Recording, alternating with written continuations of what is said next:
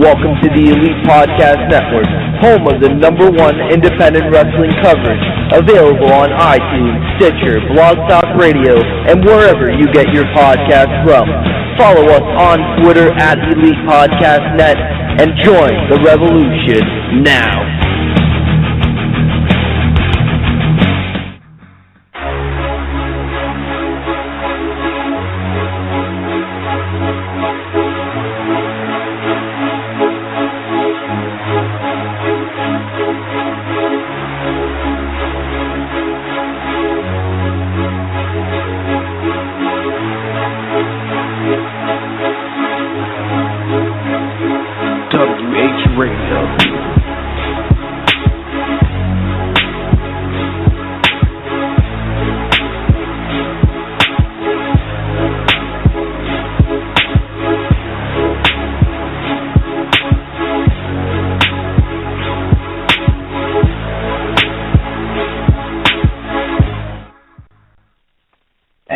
Welcome, ladies and gentlemen, into Wrestling Heads Radio here on the Elite Podcast Network via Blog Talk Radio. We are live, post-Raw. Got a lot of things to talk about tonight, of course. Monday Night Raw just got off the air a little bit ago. Big news coming from Ring of Honor today as well. But before we get into all of that, I wanted to get into something that happened, of course, over the weekend, the big news that struck the entire world. This is me going off wrestling, and I know this is supposed to be a positive, upbeat show, but this is something I think that just needs to be addressed. Obviously, the big attacks that happened in Paris over the weekend. Everybody here at the Elite Podcast Network and Wrestling Heads, I think we can all say we send our thoughts, our prayers, our condolences to anybody that lost a family member, anybody that lost their lives, anybody that was affected because of the terrorism attacks that happened late Friday night. And honestly, it was tragic. It was sickening to read that something like that happened, and it flat out sucks. It sucks that stuff like this has to go on in our world, and that there's people like that, and people in Paris were enjoying their Friday nights, and something like this had to happen. So, like I said, condolences go out to anybody who was ever affected by this, and we hope you guys keep strong over there in Paris and in France. And it's not a good situation, but like I said, I think I don't mean to be a little negative towards the situation, but there's other things going on in the world. A lot of shit happened actually on that day as well. I know an earthquake in Japan, a few other big things were going on too. So not to take away from the whole Paris thing, but thoughts to everything that's going on in the world right now. It's a fucking bad place right now, man. It's sickening, like you said. It's disgusting. It is. And like I said, I hate to bring that type of stuff to the show because, like I said, we're a very positive show. We like to just come on here, talk wrestling, have fun, and, get everybody who's listening involved. And I hate to even bring stuff up like this and give it even more attention because I think it's gotten plenty already, but it was just something I needed to address. And then also another tragic event happened, not as significant, but we did lose a wrestling legend over the weekend. WWE Hall of Famer Nick Bockwinkel died over the weekend. They are unsure of how he passed away. Of course, Nick Bockwinkel, the epitome of a legend in this business, 4-time AWA World Champion, and a former AWA World Tag Team Champion as well. You hear the stories about how he was just one of the best in the ring, and he's a big reason why a lot of guys are wrestling, and he's a big reason why we have also a lot of the legends today. So condolences go out to the Bockwinkel family. We hope you guys stay strong in this time as well. But to get away from the negativity, let's talk about Monday Night Raw. Of course, the go-home show for Survivor Series. And what did you guys think of the show?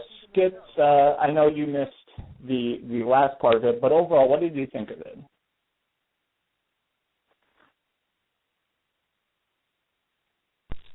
To be honest with you, I thought Raw was pure. It was like a pure wrestling show tonight. Every match was like good. Like I couldn't say like one match was bad. Like I thought every match was good. It's hard to choose what match was the match of the night. Of course, you know you had Kevin Owens going against Neville in the quarterfinals. You had Dean Ambrose against Ziggler. Cesaro versus Roman Reigns. Kalisto versus Alberto Del Rio. And you even had, you know, New Day, you know, make an appearance. You know, those guys are always hilarious. They get, you know, the fans cracking up. You even got to see Mr. Ryback, who's supposed to be a face, pull up some heel shit tonight, which I want to talk about later on here in the show. But the show was good. I don't even think Triple H came out for like a promo like, you know, he usually does. It was good though. Good Raw. I give it a 9.5 for sure.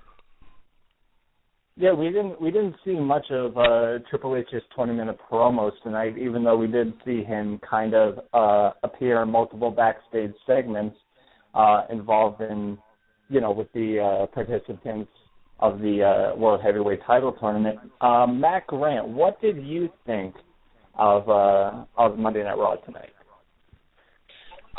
You know, I said it before we went on the air, and Skits kind of took the words right out of my mouth, man. A pure wrestling show. Like, it seems like all 4 quarterfinal matches were really well done. Obviously, we went into the tournament knowing pretty much what the outcomes were going to be, but really unique matchups, and it provided great matchups. Roman and Cesaro killed it out there. Roman's progressing. As much as people say Cesaro carried the matchup, it takes 2 to tango. So I got to give props to Roman Reigns where it's due. Alberto and Kalisto, besides Kalisto dying at the end of that match, Alberto and Kalisto had a great match. Owens and Neville, they always have a great match. You know, the entire tournament has been going very well wrestling-wise, and it's starting to step up the quality of the in-ring product on WWE. I'm really enjoying it. I know we're going to get to that Divas segment in a little bit, but yikes. That's all I'm going to say. Yeah, well, we'll save the most interesting for the last, but I got to agree with you guys. You know, it's unfortunate that Seth Rollins had to get injured in order for us to get these type of matches, but it really feels just like a breath of fresh air. You know, we're getting new matchups we haven't seen before. We are getting some rematches, you know, in the case of Neville and Kevin Owens, but you know it's going to be a good match either way. And the good thing I'll say about this Raw is that it didn't feel like it was dragging. There were some points where I felt like the show was kind of slowing down, but it didn't feel like a complete chore to sit through. You know, all of the quarterfinal matches were easy to sit through. They all got time. They all showcased, I think, each individual wrestler very well. Nobody looked weak. Nobody, you know, there was really no squash matches in here, and you know, and all of them, and like every was a clean win too. Yeah, and I was really surprised because I don't watch SmackDown, so I assumed Ryback won, but then I was surprised to hear that Kalisto won, and all I could think was, you know, that it's going to be such a better matchup than if it was like Ryback versus Del Rio. I think that would have brought down the show a little bit. But Del Rio and Kalisto, I think, had a 10 times better match than if it was Del Rio. Definitely. And Ryback. Even though it was short, it still was good. You know, it was a decent match. You know, I see those two working well together again. But real quick before we move on, I want to add on Oscar, who's calling in. Oscar, you're online now. Going on, guys? How you guys doing? Definitely. You got after wrestling heads, you're late. What? You got detention, bro. I'm at detention? Okay, I guess. I think Oscar was Hey, late. I have to have a grand entrance, so that's how it is, homie. Well, I think Oscar was still reeling from that final promo between Charlotte and Paige. He was trying to wrap his head around what the hell happened. But yeah, like I just saw it like 1 minute ago, so that was kind of a little harsh there, so fuck it. Well, ladies and gentlemen, we'll get to that. And as always, guys, we are here live on Blog Talk Radio, which means that you guys can get involved at any time. Call us up, 347-945-5566. If you want to hear your thoughts on Monday Night Raw and on anything else going on in the world of professional wrestling. Or you can tweet us at WrestlingHead, whatever you prefer. If you're a little bit shyer, go on Twitter. If you want to come on and talk, come on and talk. You're always welcome. Hey, it'd be funny if Sabrina Teenage Witch hit us up. That'd be funny. For sure. Well, Monday Night Raw started off very interesting. We had the Druids come out. Of course, Druids made famous by The Undertaker. We had the whole holy chants going on, and the Brothers of Destruction come out. And Undertaker starts cutting typical promos, talking about Bray Wyatt, talking about how he tried to take their souls, but nothing alive or dead could take the Brothers of Destruction's souls. And, of course, that meant that the Wyatt family was going to come out, and they did. They were up on stage. Bray Wyatt going on, as he usually does, talking about how he's going to end The Undertaker and Kane at Survivor Series. And then we find out, which this part of the segment I thought was just kind of random, but the Druids that came out with The Undertaker were apparently in cahoots with Bray Wyatt because they all had the sheet mask on and they began to attack Undertaker and Kane, but it didn't really do anything. You know, Undertaker and Kane choke slammed the hell out of two of the Druids, and then we saw Braun Strowman, Luke Harper, and Eric Rowan making their way down to the ring, and Bray Wyatt stops them and says, "Wait till Sunday. That's our date with Destiny." So, guys, what did you think of the opening segment with the Wyatt family and the Brothers of Destruction? I'll start it off with Skip. It was cool. You know, to be honest with you, I was trying to get a cool stream, you know, at the moment, but this a little bit.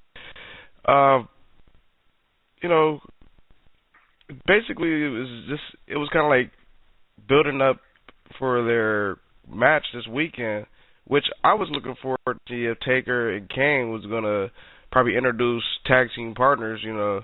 Hopefully we get that either tomorrow's taping or SmackDown, or we get it Sunday. I have some unfortunate news for you, Skips. They've already announced it's going to be a 2-on-2 tag. Okay.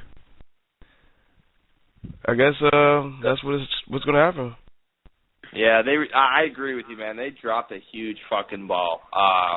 This should have been a Survivor Series match. I don't understand how you have two Survivor Series matches building up to the entire pay-per-view, but you don't have one single Survivor Series match on the actual Survivor Series pay-per-view.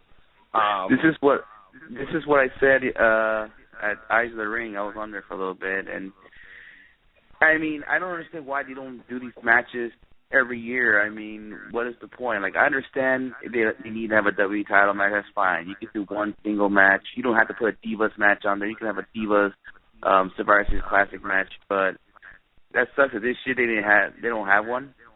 But and I think it's going to hurt the card a little bit more just because there's no mid-card title match really either. Like, both mid-card champions are in the title tournament.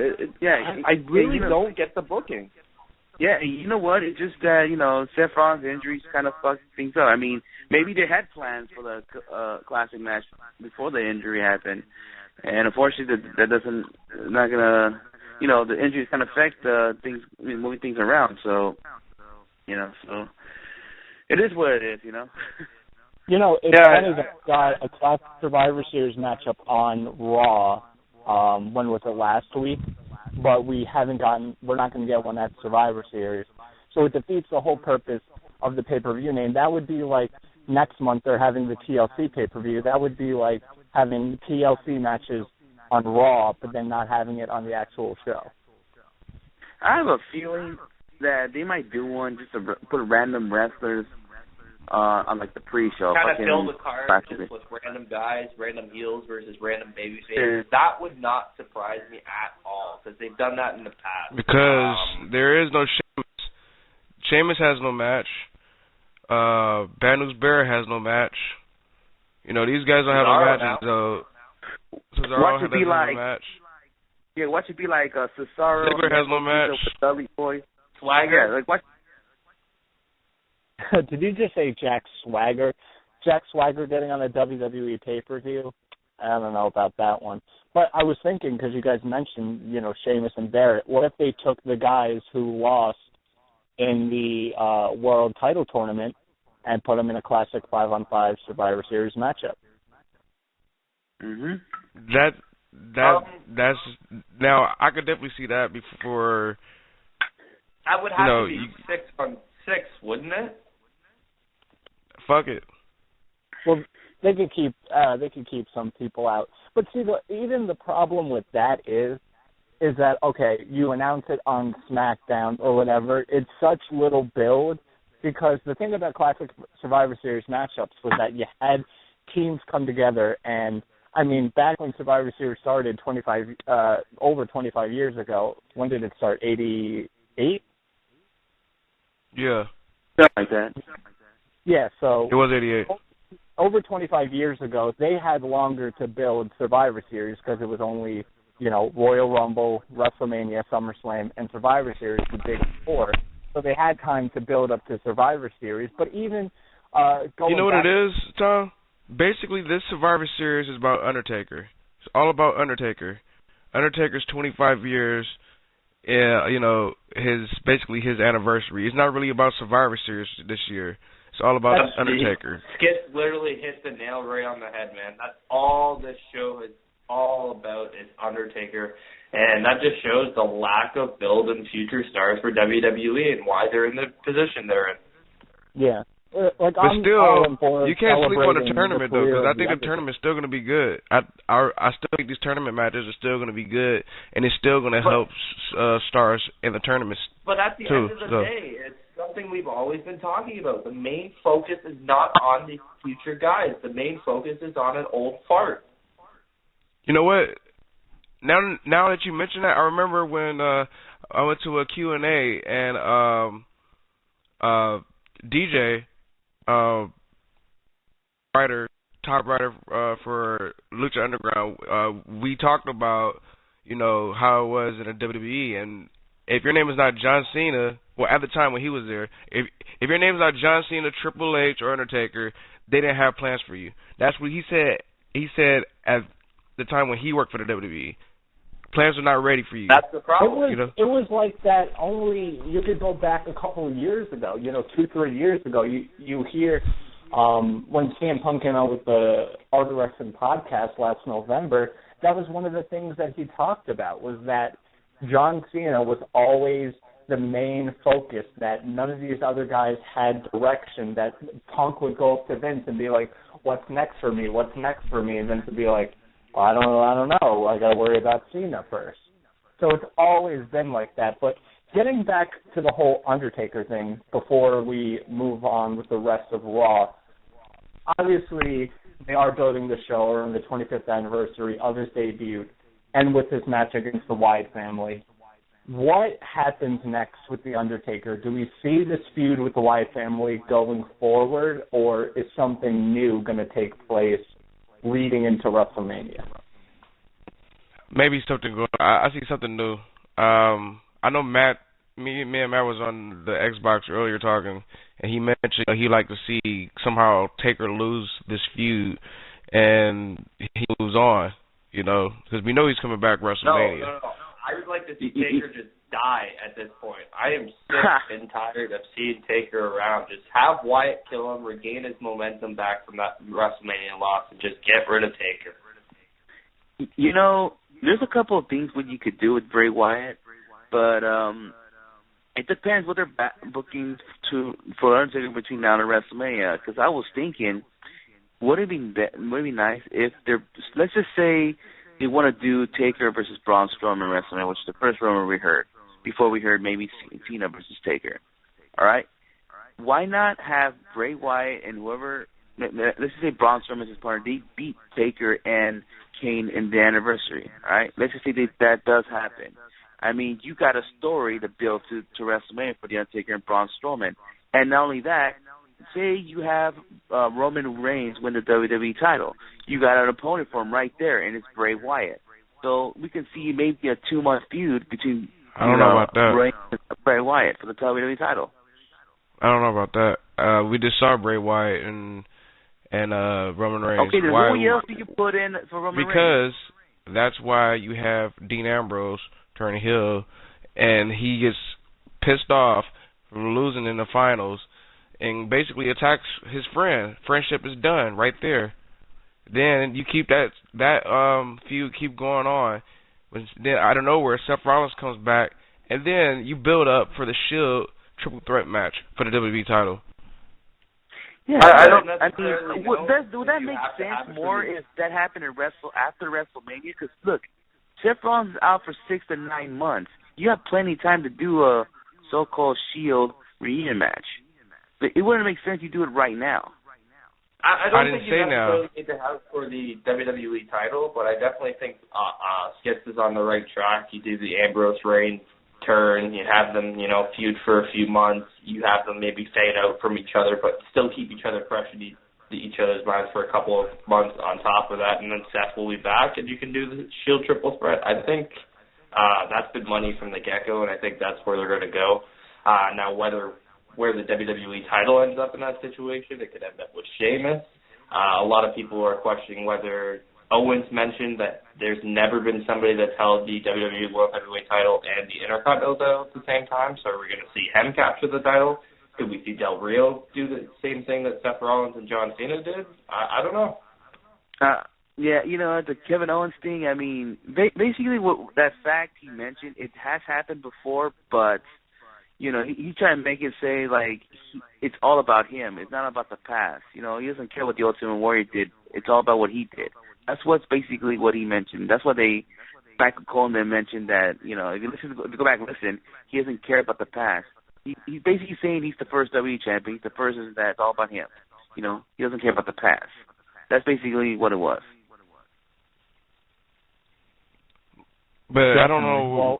Well, we'll see what happens with that going forward. Like I said, I know WrestleMania plans. WWE is probably starting to cook up something now, and especially with Seth Rollins getting injured, they're probably in a frenzy. But let's get to the rest of Raw, starting off with one of these quarterfinal matches. Kevin Owens taking on Neville. Of course, 2 former NXT champions. We've seen these guys go at it, not just in NXT, not just on the main roster, but in PWG as well. These guys have faced each other so many times. Ring of Honor. Ring of Honor. Have they faced in Ring of Honor? When was Neville in Ring of Honor? Neville has definitely been in Ring of Honor, bro.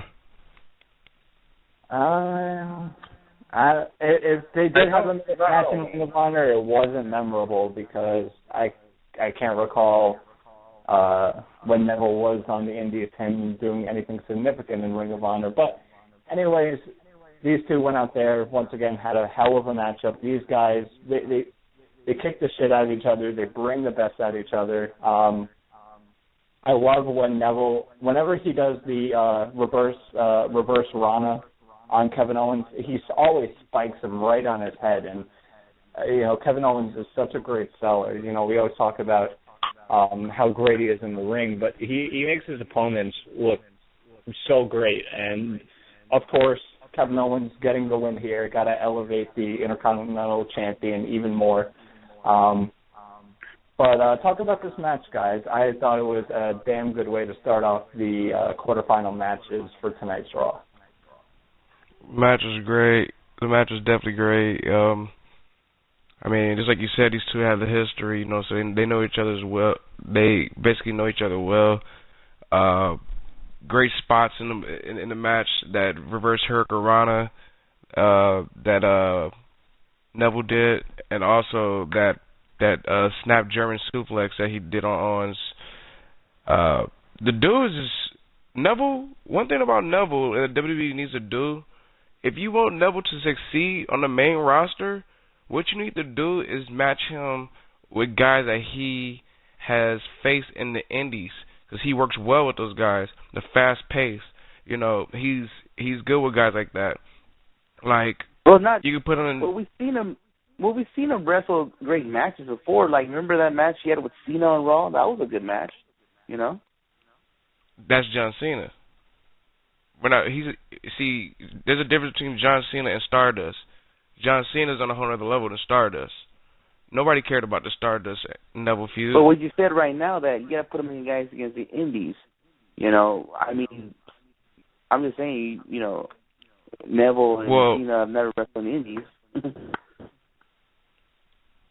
What I'm saying is, he works well with guys that he's worked with in the past, like a Cesaro. Put him in the feud with Cesaro. Will it be good? Yes or no, guys? Yep. Tom. Of course. Matt. Exactly. Put him in the match with Dean Ambrose. I'm pretty sure that's going to be well. These are indie darlings. All the indie darlings work with Neville. Neville is going to definitely survive on the main roster, for sure. Yeah, but the thing about Neville is I think he's so versatile and he's so good in the ring that you don't need to just put him up against the former indie guys, because you look at Neville's match against John Cena, it was a good match. I think if you put him against even some of the WWE homegrown talent, he can put on a good match. The only match I can really remember Neville not having a really good match or even a halfway decent match was that Neville Titus O'Neil match from NXT, which was god-awful, and I blame Titus O'Neil 110% on that one because, let's be honest, Titus O'Neil is not that good in the ring at all. But, like I said, Neville, the biggest problem... You could definitely put him with guys from down in their... down in like a Breeze or Finn Balor, just like you said. Like, listen, the thing about Neville is his biggest problem is going to be staying relevant. Him having good matches, I will never worry about. He could get in there with a broomstick and have a good match. The problem is that he needs to be able to get into storylines, and he needs to be able to get a character that sticks with the crowd. Because right now, what's Neville? He's the guy that does a bunch of flips and does the red arrow, and that's it. He has no direction. I hate to say I told you so, guys, about Neville, but I told you so. It's going to be hard for him to stand out amongst the bunch, especially with so much talent being in WWE lately. Neville doesn't have the charisma to stand out. I hate to say it. And see, a big problem with that is also WWE's lack of booking guys properly. That may not have, like I said, we all know Neville doesn't have the same type of charisma that Kevin Owens has.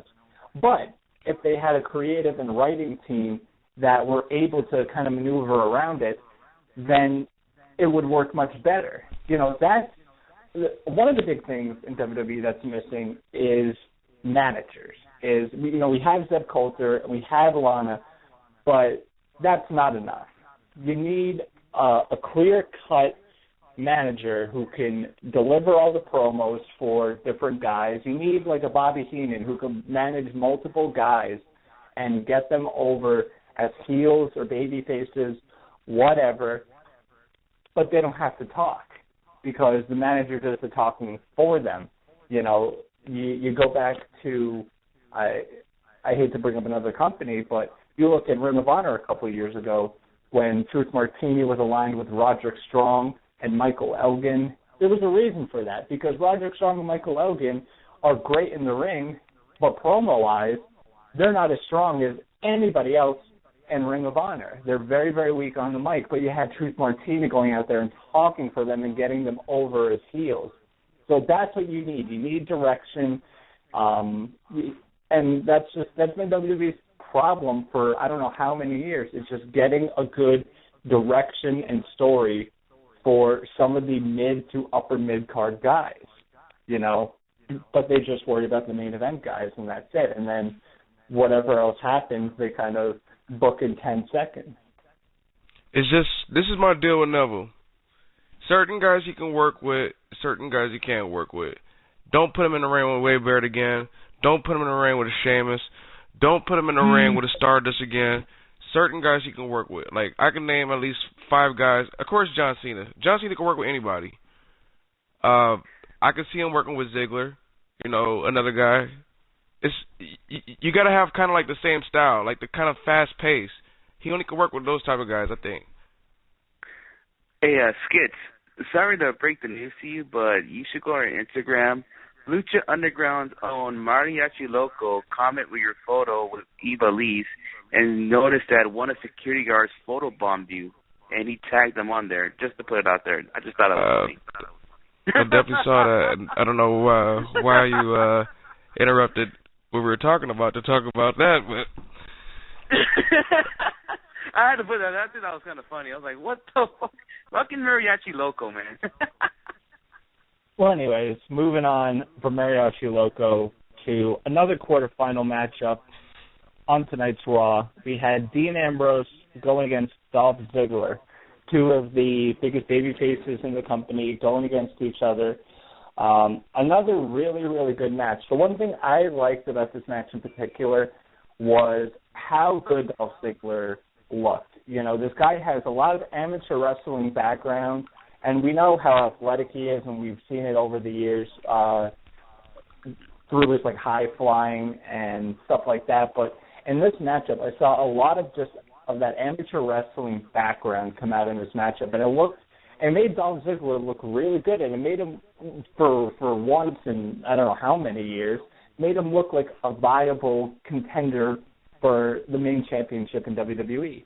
It didn't make him look like a joke. He didn't look like he was a stunt dummy in this match, doing the big sells that he does usually. It made him look like a strong contender, and that's what you need. And Ambrose looked good too. We saw a lot of good counters and reversals in this matchup as well.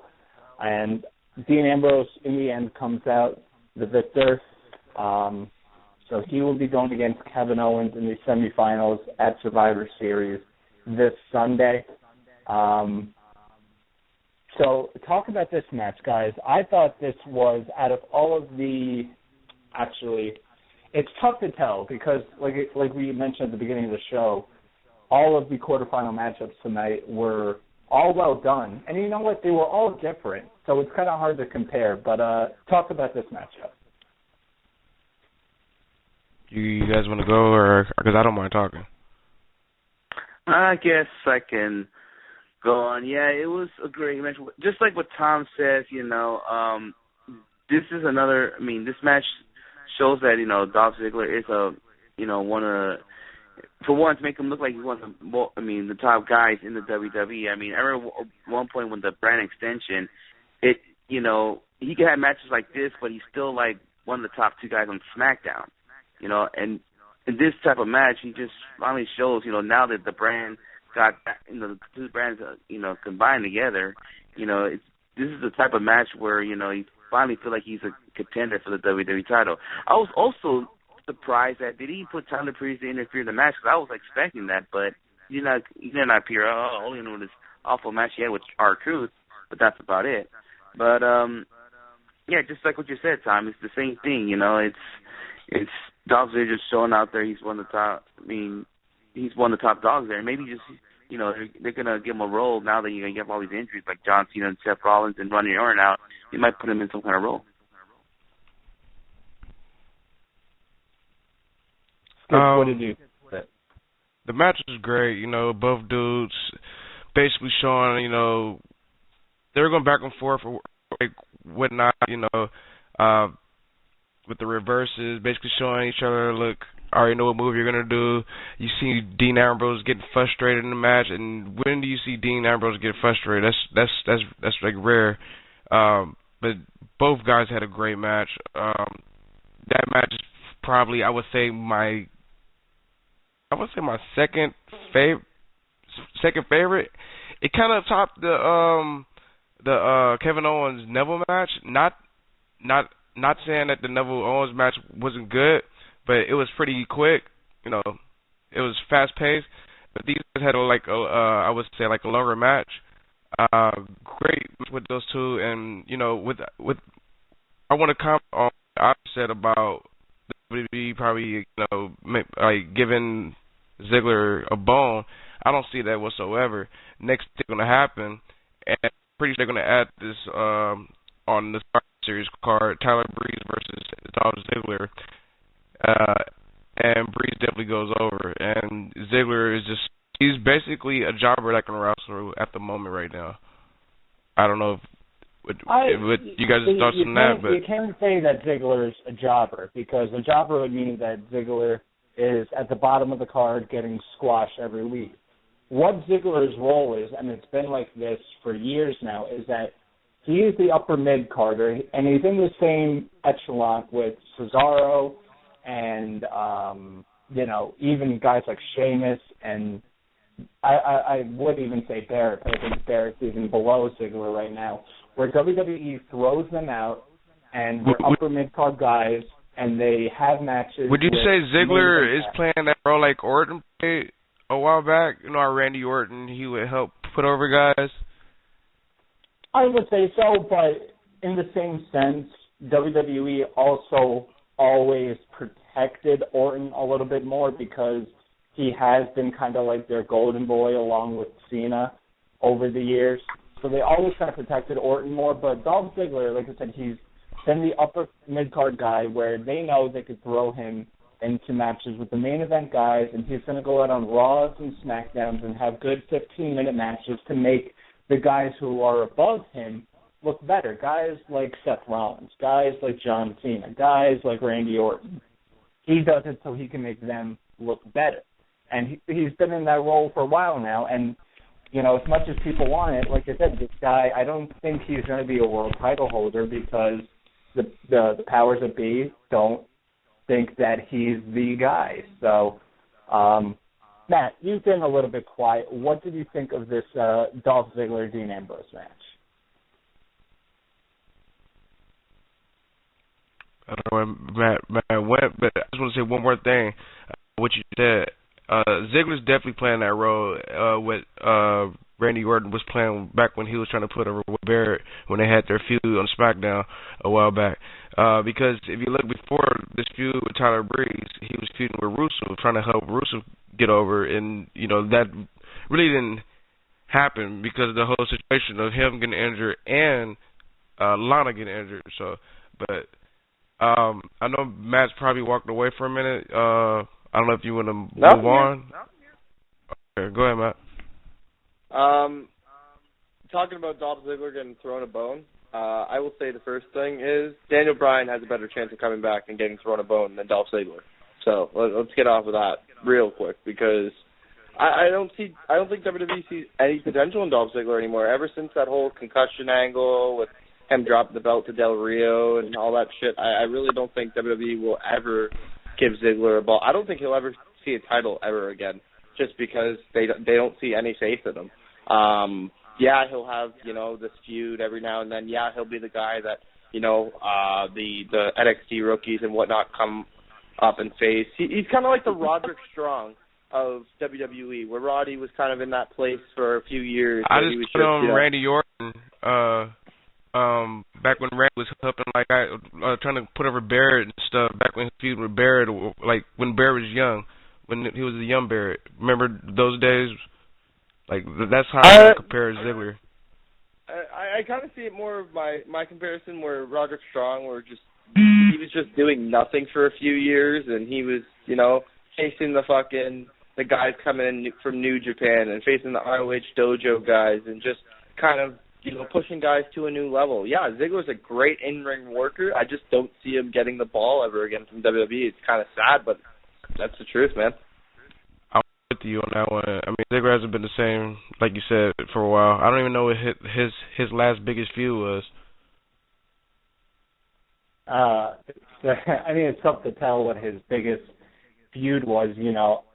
Last year's Survivor Series, obviously he was the lone survivor in that match, which was surprising because everybody expected Cena to I was be the gonna lone say survivor. that really didn't go anywhere though. It was kind of like Miz being in the Rock Cena feud. It was just Ziggler kind of picking the ball just so they could push forward Sting and Triple H.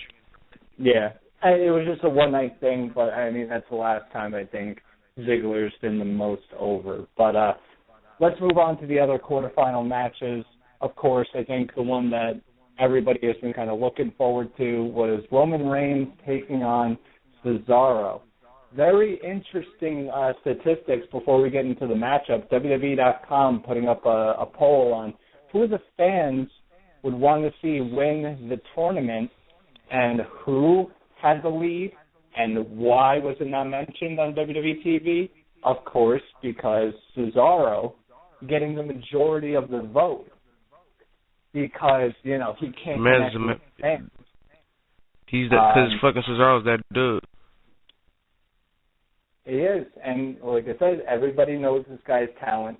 Everybody's freaking praising this guy's talent, and it was a very interesting backstage segment when Triple H was going around, which I talked about at the beginning of the show, that Triple H was going around to Kevin Owens, and he was going around to Cesaro, and he went up to Cesaro, and he's like, you're this close. You've always been this close to grabbing that brass ring.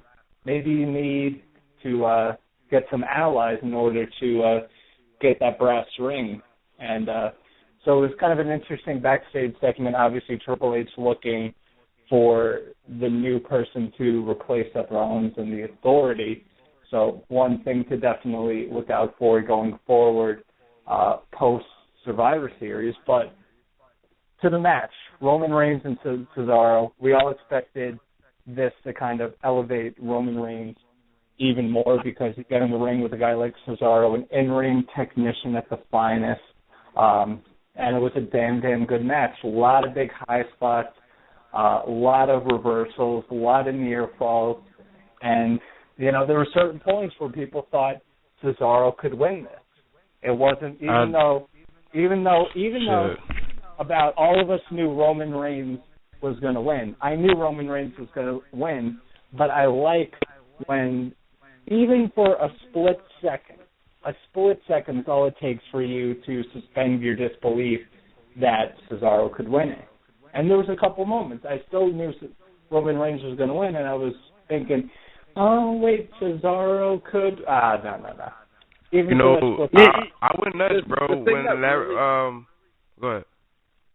The thing that really did it with me was the Cesaro Triple H promo, man. That was such a fucking tease. It was unreal. Could you hell of a tease. Corporate Cesaro? I would have loved it. No questions asked. Who knows?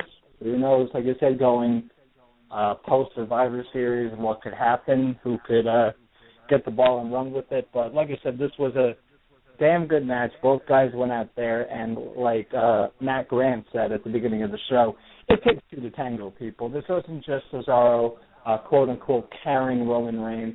It takes two people to have a good match. Roman Reigns was on point. He looked good. He was bumping good. Kids were stepping his game up, dude. Yeah. Roman Reigns been stepping his game up like crazy since the Bray Wyatt feud. Like, dude has been impressing me like on some whole another level. And I was very looking forward to him and Seth Rollins, too.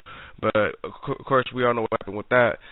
I'll say him, Cesaro tonight, I mean, it even showed me, like, look, this kid, Roman Reigns, still look out for him. I know people want to, give the dude crap and stuff, because he was that, muscle in the Shield.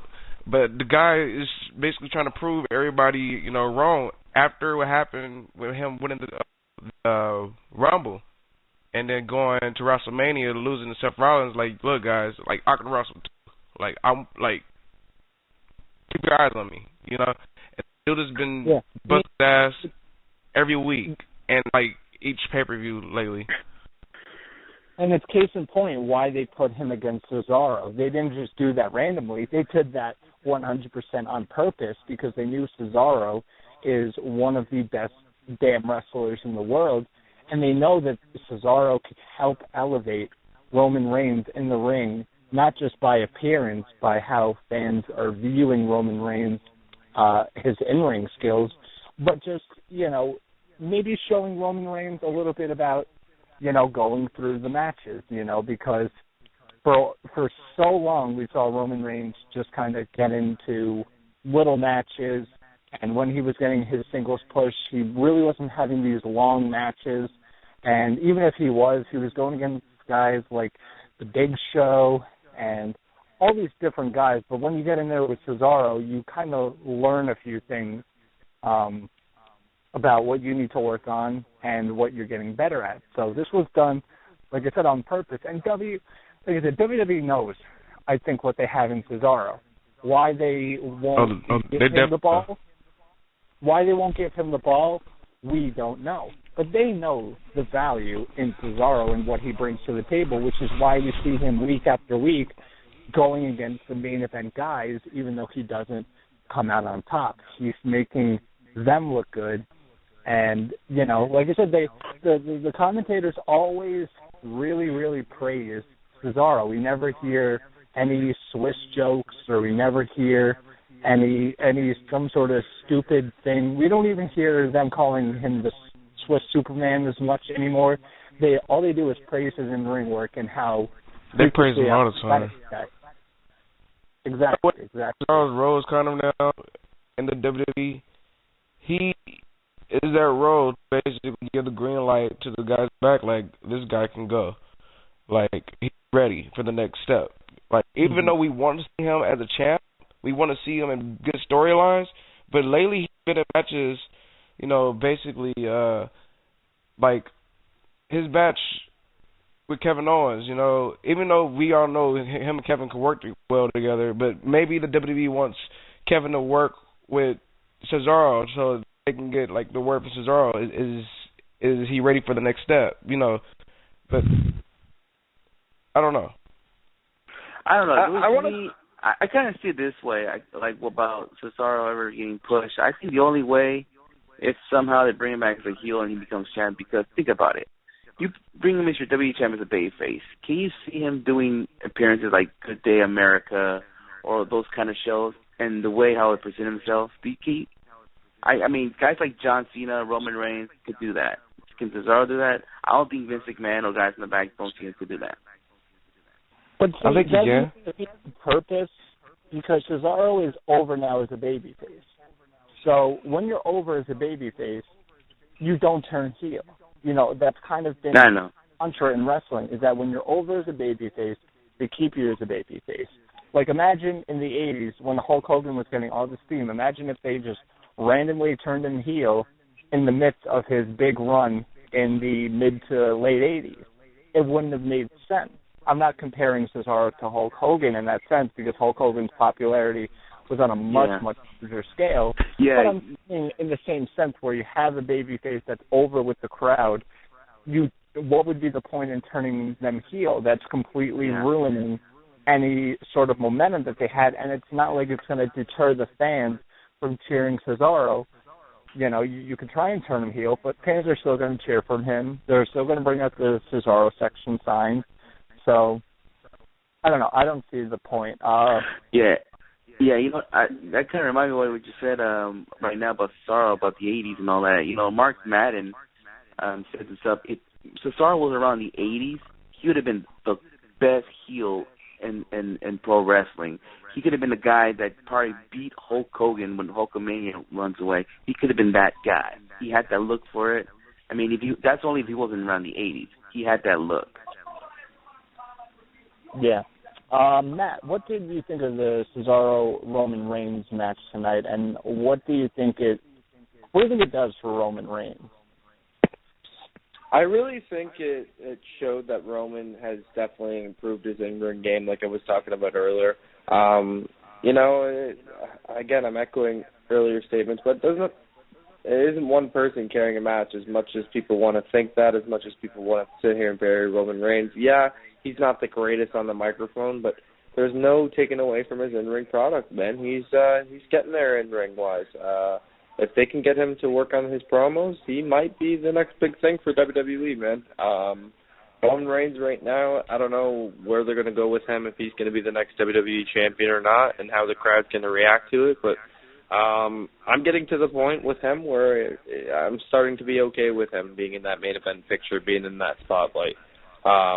There was something else I did want to throw out there, though, something that kind of came across. We were talking about Survivor Series traditional matches earlier and whatnot, and Brad Stutz of PWX, CWF Mid-Atlantic, a few other promotions, he threw out they could easily do New Day, Wade Barrett, and Sheamus against the Usos, Neville, and Lucha Dragons, as well as Cesaro, Dolph, Ryback, and the Dudleys against Stardust, Ascension, Breeze, and Miz as Survivor Series traditional matches if they really want to set those up. Yeah, you know what? It's just crazy because I forgot all about the New Day because they really haven't done nothing with the New Day for, a Survivor Series match. I'm glad you mentioned that. Yeah, we'll see. Like I said, probably either the SmackDown tapings tomorrow, I think, is going to show us if they're going to go forward with any traditional Survivor Series matchup. But getting to the last quarterfinal matchup for the WWE World Heavyweight Championship, we had Alberto Del Rio going against Kalisto. A little shorter than the other matches. I did think it was the weakest out of all of them, not because it was the shortest, but, there's a couple of sloppy spots. At one point, Del Rio was trying to rip Kalisto's mask off, and I think he did, and then he, put it back on him. A couple botch moves. They just, I don't know, they didn't click really well together. It wasn't a bad match per se. It just wasn't, I think, what it could have been. I think it could have been a lot smoother, a lot cleaner. But in the end, Alberto Del Rio comes out. He will be facing Roman Reigns in the semifinals this Sunday at Survivor Series. Guys, give me your thoughts on Del Rio and Kalisto going out. I have one thought, and it's not really necessarily on the match, but Alberto Del Rio, how enthusiastic and just not into anything has he looked since coming back to WWE? It's the worst, man. This whole Mex America thing is fucking shit. I thought I don't know, Del Rio, he rarely shows emotion. Even when he went to Ring of Honor and Lucha Underground, we saw a little bit of emotion coming out of Del Rio, but he's just not that type of guy to show a lot of enthusiasm and a lot of I don't know.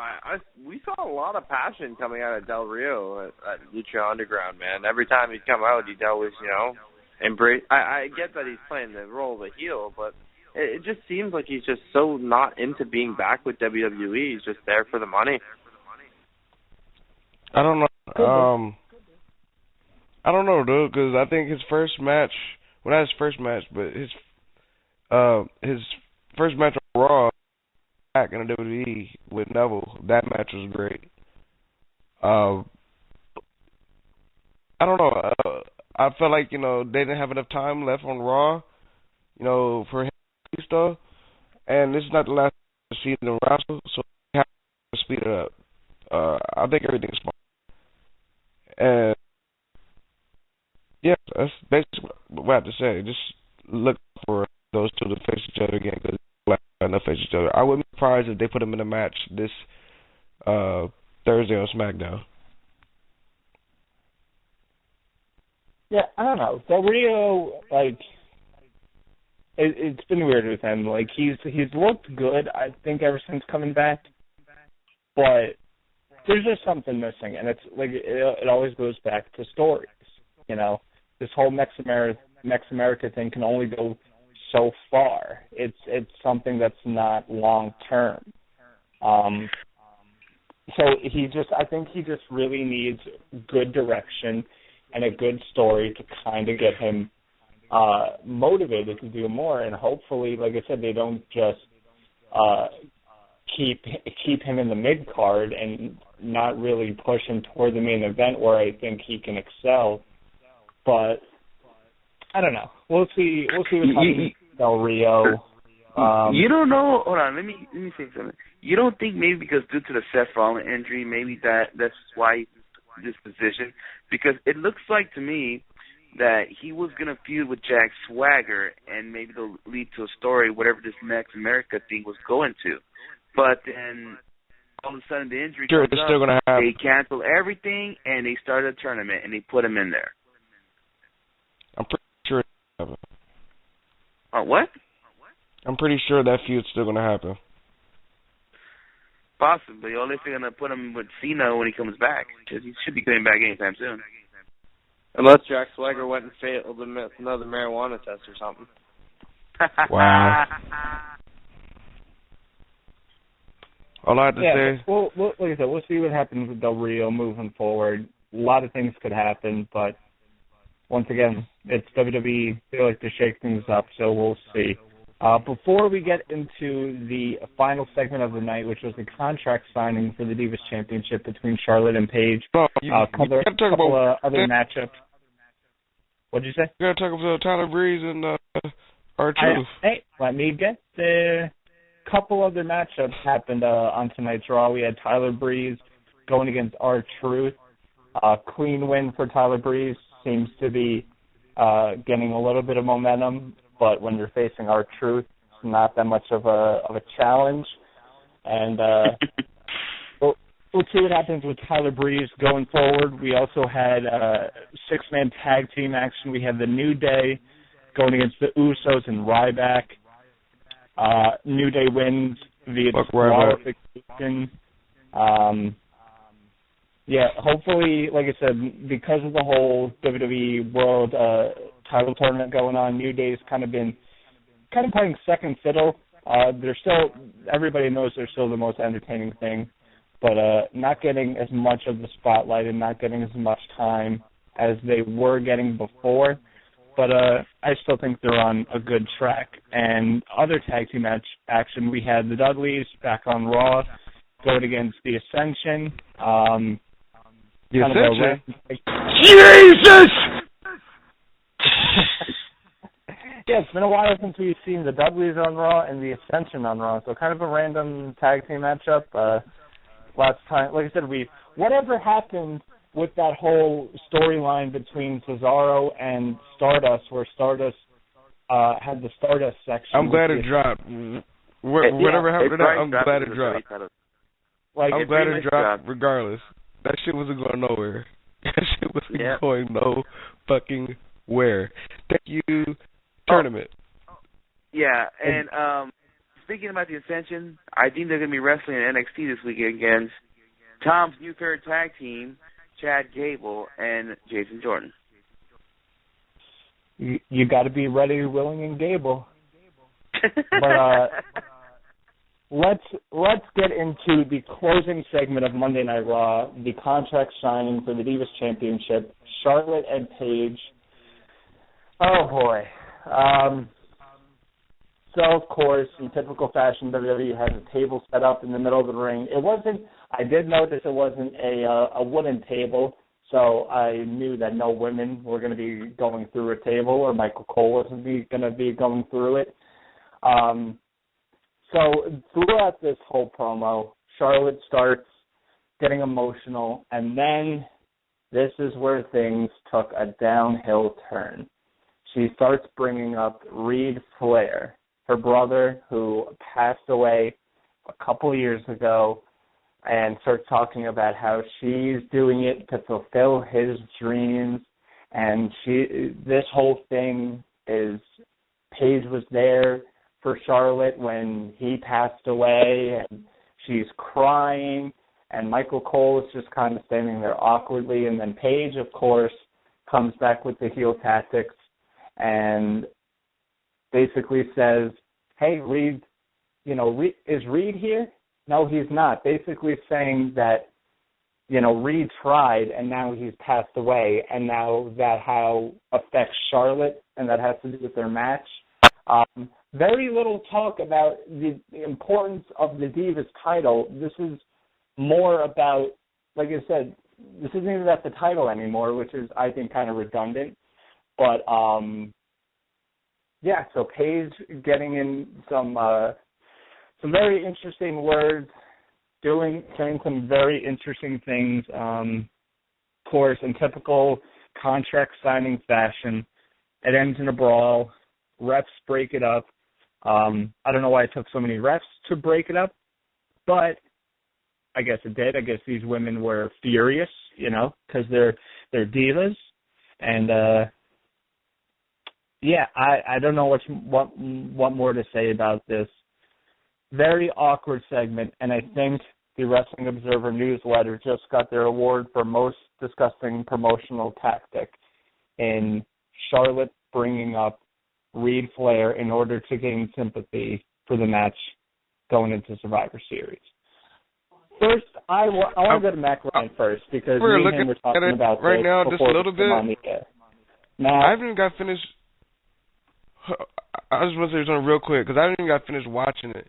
But when you mentioned Reed Flair, looking, and then they put the camera on Paige, you can tell Paige is pissed off, like this is not supposed to happen, and why are you bringing this up? Kind of like Charlotte did on her own without even Paige, just by looking at the promo. And right now, I don't know how you guys feel. If you guys want to go back and take a look at Paige's face, like what the like you're really saying this right now. yeah, I don't know.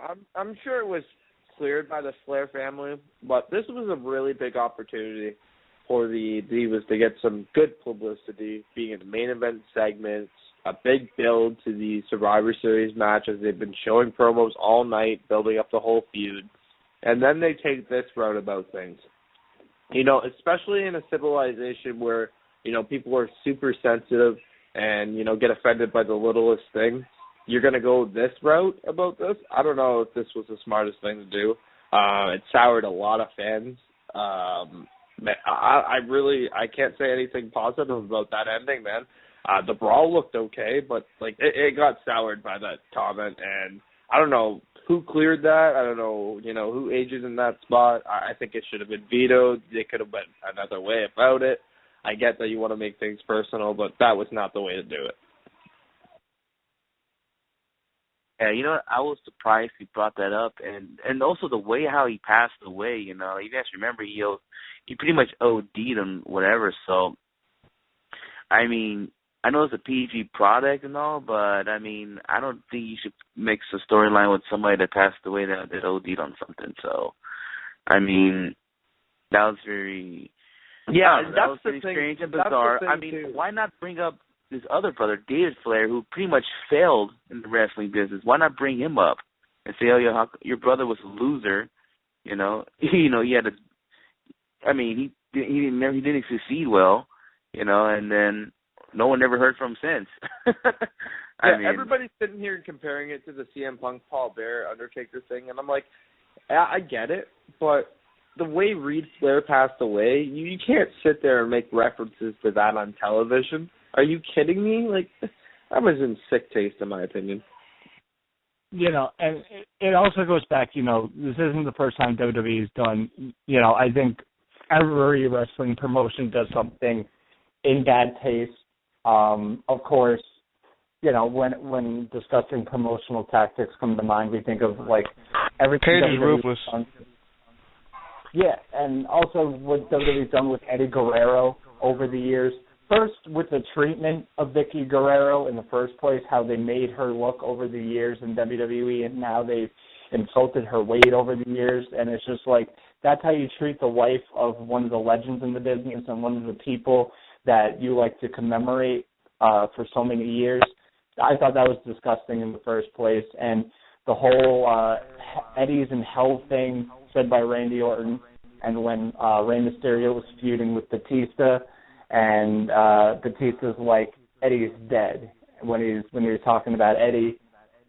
Just things that are unnecessarily brought up, like Matt said. You don't need this. Why do you need this type of sympathy going into this match Sunday? You don't need to bring up that type of personal things to get people interested in these matchups. It could be so simple as Charlotte's the daughter of Ric Flair, and all her life people have said, You know, she has to live up to Ric Flair. She has to live up to Ric Flair. She has to live up to Ric Flair. It could be that Charlotte's trying to make her own stamp, and she's trying to forget about being Ric Flair's daughter for once in her life. And then it could be about Paige, who comes from a wrestling family as well, and how they never really made it big. It could be done so much easier, but they took the bad route and had to do this whole thing with Ric Flair, which was, like I said, it was disgusting. Hey, Tom, did you know this match is about Ric Flair? It's not even about the Divas title, man. Yeah, you know, they say that David Flair started the Divas Revolution. Oh, my God. Yeah, where was David Flair? Why wasn't David Flair brought up in this, too? Jesus Christ. You know what? What do you even... I'm sorry to interrupt you guys, but I kind of want to drop this whole conversation about this Divas shit. Because it looked like it didn't go nowhere tonight. I don't even think it's need to be mentioned. That all we have to say is that it was a shit promo, and they're going to be facing each other this Sunday. Because it's really not going nowhere. I don't think it was a shit promo, but it was a promo that didn't need to go that far. Yeah, and I understand Paige has to be a heel, and she said some things, and it's just like, it just didn't need to be done. But anyway, that was Monday Night Raw. A lot of things happening. Like I said, go-home show for Survivor Series this Sunday. And I think right now is the perfect opportunity to take a quick commercial break. And when we come back, we'll be talking about the Survivor Series card, also Ring of Honor news, and a couple other things happening in the world of professional wrestling. I want to talk a little bit about Lucha Underground too. Yeah. A little bit. No spoilers. Just want to talk a little bit about it. We'll be right back. Good afternoon, this is England's Zack Sabre Jr. and when I'm not drinking tea and hanging out with the Queen, I am always listening to Wrestling Heads Radio. Cheerio. What's up? This is the phenomenal AJ Styles down here in LA, kicking it with the PWG, busting my tail. Freaking great tournament, the bowler tournament is freaking amazing. Anyway, the fact of the matter is, everybody and anybody needs to listen to Wrestling Heads podcast. All you have to do is believe. Yo. Of course. Dallas bringing us back from the commercial break. Oh, okay. I can never get sick of that. I miss Bo Dallas. I miss Bo Dallas being on my feet. But anyway, ladies and gentlemen, we are back here on Wrestling Heads Radio. Of course, we are live each and every Monday night here on Blog Talk Radio. Here on the Podcast Network. Of course. We're called that for a reason. It's not just a name. We live up to it because we're bringing out all the stops, all the interviews, all the great wrestling talk. Speaking of interviews, do you guys mind if I put one of our family members over? Let's talk by the cooler. We've been here on the Elite Podcast Network maybe for 2 weeks, and they're having their first interview coming up this week. It's with a female hockey player. I don't know her name, to be honest with you, but I know she is actually married to an NHL player, Ben Scrivens. He used to play for the Los Angeles Kings. He's been their goalie. I'm not sure what team he plays for right now, but his wife is... her name is Jenny Scrivens. Thank you. I'm glad somebody got it here on the show. Jenny Scrivens. We can look up for that, people. Matt and Alma, they'll have her on. It's going to be a tape show, and they'll still be on Thursday at 11 o'clock. 11:30 East Coast time, 8:30 Pacific time. So be sure to listen. If you guys like hockey, you guys like sports, basketball, baseball, other good shit, take a listen to Let's Talk About the Cooler. Man, they should interview me when I played Russell Westbrook back in high school. But anyways. Well, before we get into all the other news that's going around the world of independent wrestling and Ring of Honor and stuff like that. Quickly, let's talk about Survivor Series, give out our predictions. I don't know if you guys wanted to do it tonight or if you wanted a little bit. Let's do it. We got to keep it pure indie talk on the next show that we got going. Yeah, that's what I was thinking. So, let's get to the semifinal matchups for the WWE World Heavyweight Title tournament being set because Seth Rollins getting injured. First, Roman Reigns taking on Alberto Del Rio. I got to go with Roman Reigns. I don't see Del Rio winning. Of course, I'm pretty sure all of us are with you. Roman Reigns is definitely heading to the finals. Yep, same here. I'm going. He's going to win one. He's going to the finals. Believe that.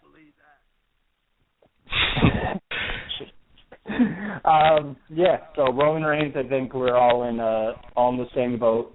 It's going to be interesting to see how these guys connect in the ring. Like I said, we've seen what Del Rio can do. We'll see maybe if he is a little stiff with Roman Reigns. We've seen it before, but should be interesting. And the if he double stomps anything like he did Callisto tonight, he's dead.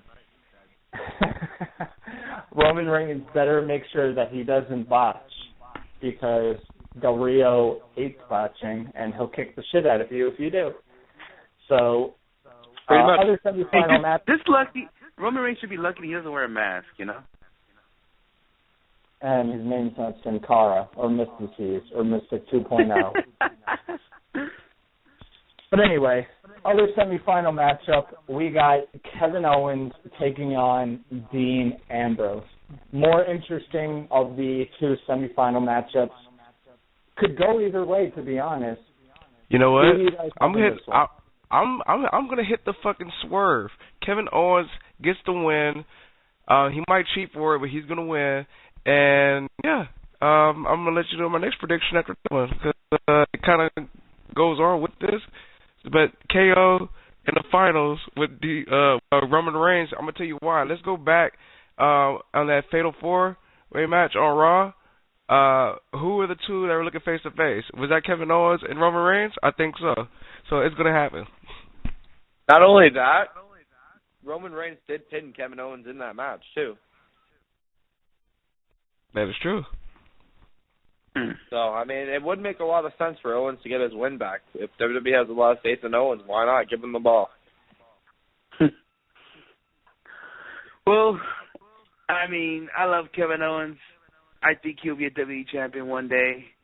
But I'm going Dean Ambrose winning this match. I'm seeing Dean Ambrose, Roman Reigns, finals. That's the thing that's kind of tearing me is that both scenarios are really plausible in that you could do the two, the two Shield members going against each other in which there's no animosity. It's just the two best going out there for the title, leading into a heel turn for either guy possibly. We don't know, but it could be the perfect opportunity for it.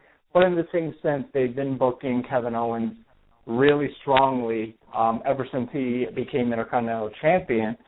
So in order to keep elevating that title and making it seem important, you have him in the finals against Roman Reigns.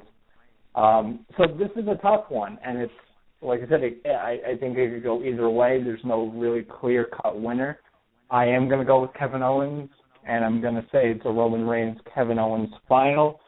And I think Roman Reigns does come out on top and becomes your new WWE World Heavyweight Champion. Guys, what do you think is going to be the final? I agree with you.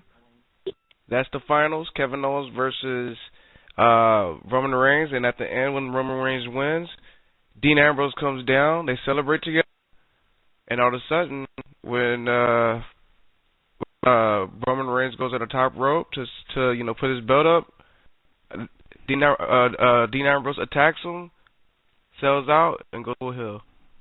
And you start a feud from there. I was kind of like going that same route, but I actually picked. I picked Ambrose to beat Kevin Owens. But then after Roman beats him, that's when he goes crazy. We're gonna see John Moxley in like back in the days in Dragon Gate USA when he feud with the American Dragon Daniel Bryanson.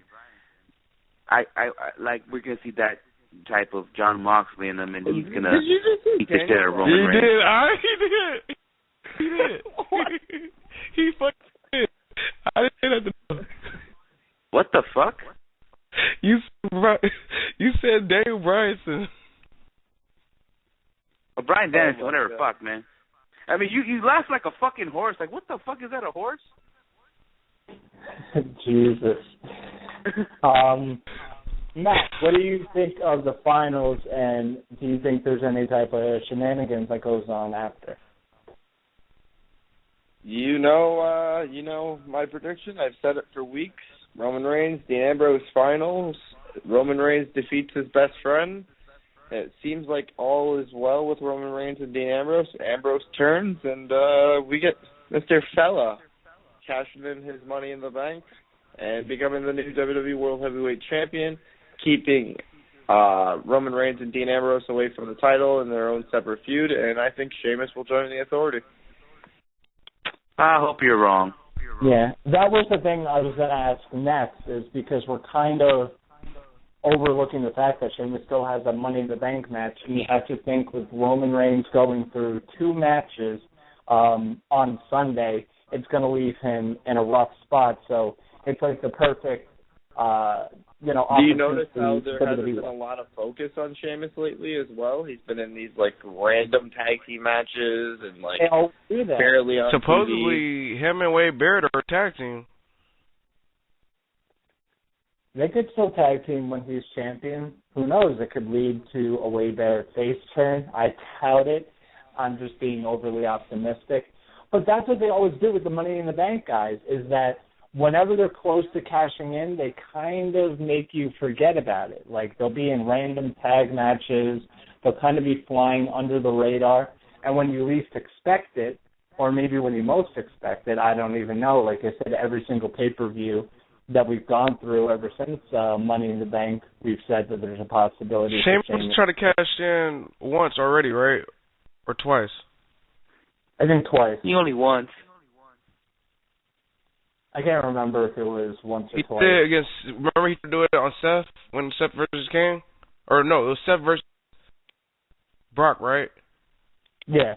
No, I mean I remember he threatened Seth that he, after his match with Sting, after the second match, you never know, you might have a third one. He never came down, but I think it was one of the Raws. After that, he tried to catch it in, but someone stopped him. I think it was Randy Orton that stopped him.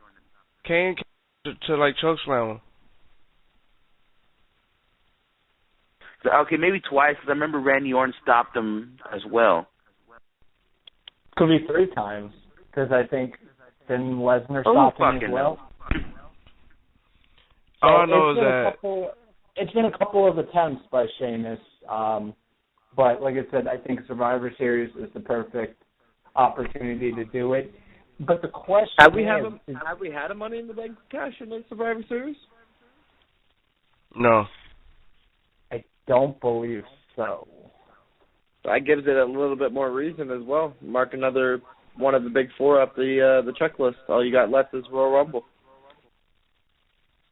See, and that's the thing, is that, okay, Sheamus does win the title, because, we've been booking our WrestleMania plans, but Sheamus hasn't been in there. Is Sheamus going to be the champion going into WrestleMania? Fuck no. I think Sheamus has a short reign, loses the belt to Roman at Royal Rumble. So, you're saying Sheamus will win the title Survivor Series. He'll keep it at TLC, but lose it to Roman at Royal Rumble. Royal Rumble or Fastlane. I see Roman as champion going into Mania. Right off. Dean Ambrose, let's not forget him too. There's a lot can happen. Anything's possible to happen this Sunday in Survivor Series. Because maybe, I don't know. anything's possible. We don't know what's going to happen right now with the whole situation with the main event. Maybe he will cash it, maybe he won't. Not anything is possible, Skits. Del Rio is not becoming WWE champion. You said Del Rio. Or Zack Ryder. Woo woo woo. You know it. Oh no. It's we don't get hyped, we stay hyped. You know it, bro. I totally forgot about the hype bros, and you just thanks a lot. All Matt. I can say to that is Jesus. I'm with you. It's awful. Anyway, let's move on. Watch the WWE Network and see fucking the rerun of NXT like 5 times in a week. I try. Listen, if the hype rows are on, I kind of maybe hit the fast forward button by accident, like my hand slips. Well, I mean, Alexa Bliss was involved in it. Hey, fuck the hype bros. At least let's move on. I'm happy for Zack Ryder. Zack Ryder is getting work. He's getting put on camera. He's not just sitting in catering. So good on Zack Ryder. Fuck the hype bros. Let's move on to the Divas title match. We got Charlotte defending her Divas title against Paige. I think Charlotte retains. I don't think there's any reason for Paige to get the title. Once again, she's already a 2-time champ. I don't see any reason to put the title on her. It makes Charlotte's reign look weak. And it's just too soon, but that's just my opinion. I'm with you on that. I'm with you. Yeah, I'm with you, but I don't think the feud's going to end, though. I think it's going to continue on. For some reason, I got a feeling Paige is going into Mania as Divas champion. So I don't know when she's going to win it, but I don't think that's what's going to happen. With Paige being established in the Divas division, I'm definitely thinking they're using Paige as a stepping stone for Charlotte to look like a better champion. And like you guys are saying, the feud's definitely going on just to make Charlotte look like a better champion. I noticed you're trying to sway away from having Charlotte in the Ric Flair limelight. Hopefully that continues, but we'll see going forward.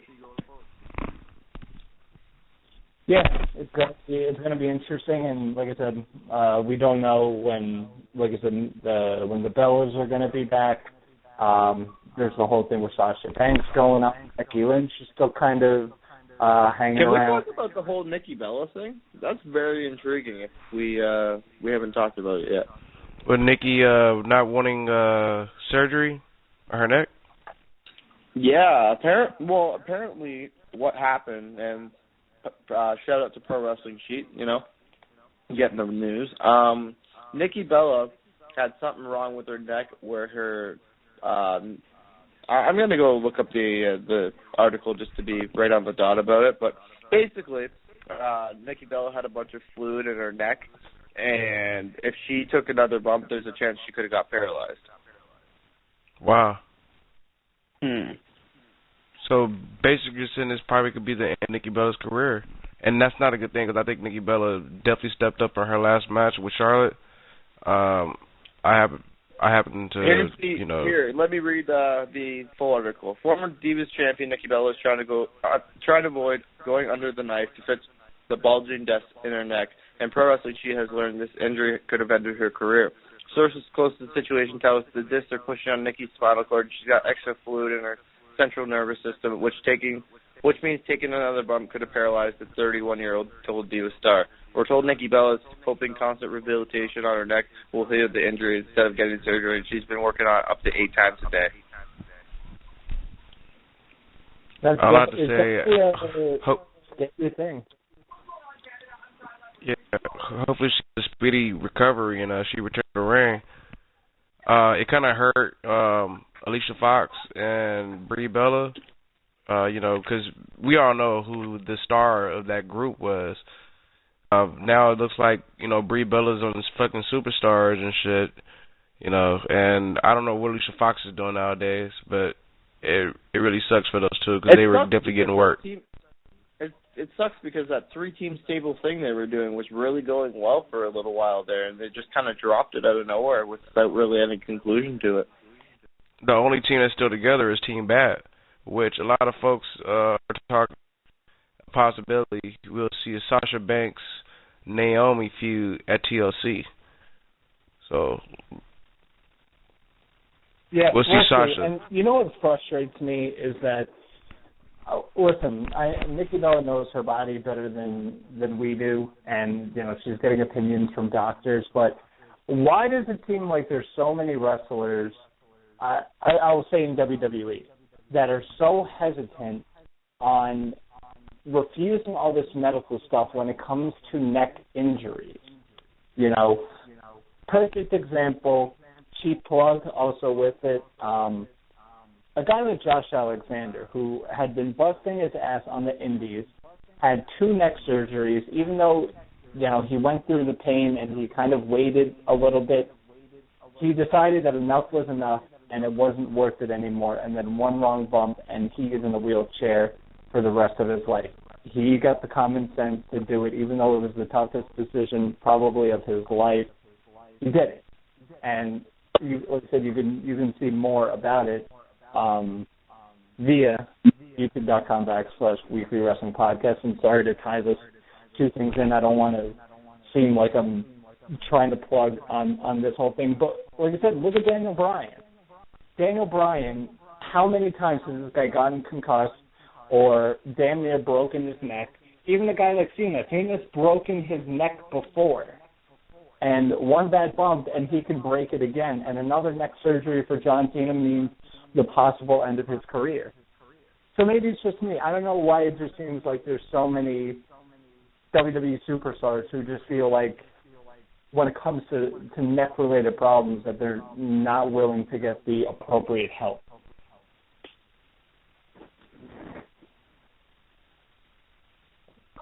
Yeah. It could be just me. I don't know. Like Matt, what do you think about Nikki Bella refusing to get surgery? Do you think it's the ego of the wrestler, or do you think it's them not wanting to stop, or them knowing better? What do you think it is? I really don't know. You think people would look out for their health, especially in that condition. 31 years old is not young in the wrestling world. You don't have a lot of time left in the business. And a wrestler's mentality, even though, a lot of people come in it loving the wrestling, loving doing what they're doing, when you're in the WWE and you're working a schedule like that, you got to look out how much money you're making at the end of the day. And there's only so much time left on that clock before, that money, that paycheck's not going to be there anymore. I don't know. Not smart on Nikki Bella for what she's doing. She's got to look out for her health, look out for her future. She wants a family. She wants to do all this shit, but she wants to put her life on the line like that. I don't know. It's a pretty sticky situation. What it seems like to me is that she's trying to rush back into in the ring and just rest it out until she's ready to go. Yeah, you know what? I kind of know. I know a thing too about medicals, and the neck is when you have a neck injury. I'm sure wrestlers in the back, when they suffer from it, they know it could be career ending, or if you mess too much around it, they know that could be it. As for Brie, maybe I see okay, maybe she has just only have a few years left.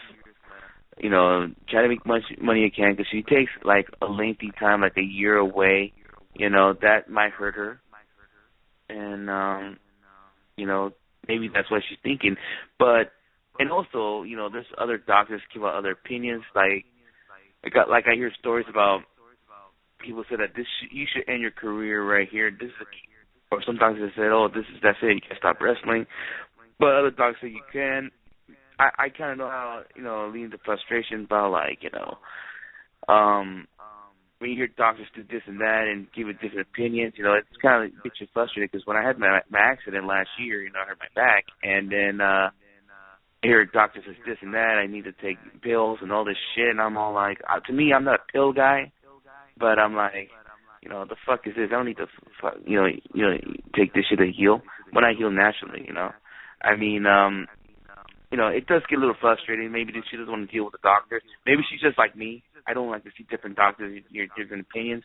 But, I'm pretty sure, these those wrestlers see the other doctors, not only in the WWE, but even in the indies, they hear all these different opinions. It could get frustrating.